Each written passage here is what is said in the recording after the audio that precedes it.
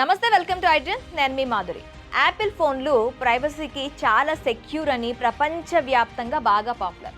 ఒక్కసారి ఐఫోన్ నుంచి మెసేజ్లో, ఫోటోలు, వీడియోలను తొలగిస్తే మళ్ళీ రీస్టోర్ చేయడం అసాధ్యమని ఐఫోన్ వాడేవారి నమ్మకం. అయితే ఓ ఐఫోన్ కారణంగా భార్యాభర్తల మధ్య పెద్ద గొడవ జరిగి విడాకుల వరకు వెళ్ళింది. ఐఫోన్లో ఓ ఫీచర్ కారణంగా ఒక బ్రిటన్ వ్యక్తికి తన భార్య నుంచి విడాకులు వచ్చాయి. ఐపిఎల్లో ఉన్న ఈ ఫీచర్ వల్లే విడాకులు గతి పట్టిందని ఆ వ్యక్తి సంస్థపై కేసు వేశాడు.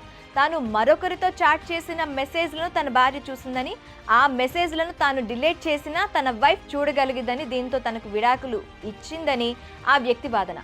దీనికి యాపిల్ సంస్థ బాధ్యత వహించాలని ఆ వ్యక్తి కోర్టుకు వినిపించాడు. కేసు డీటెయిల్స్లోకి వెళ్తే యాపిల్పై దావా వేసిన ఆ వ్యక్తి తన ఐఫోన్ నుంచి పలువురు సెక్స్ వర్కర్లతో చాటింగ్ చేశాడు.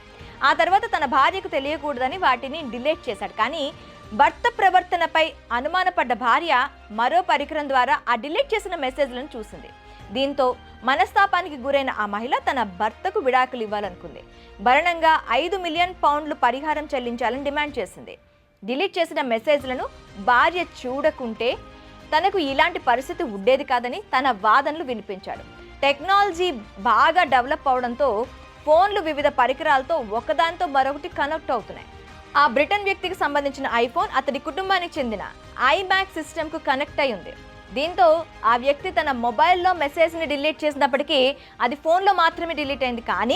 కానీ అతడి ఫోన్తో కనెక్ట్ అయి ఉన్న ఐమ్యాక్లో ఆ మెసేజ్ డిలీట్ కాలేదు.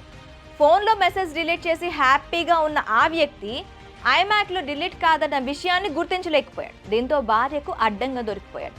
కోర్టులో యాపిల్ సంస్థపై 53 కోట్లకు కేసు వేసిన సదరు వ్యక్తి తన వాదనలు బలంగా వినిపించాడు.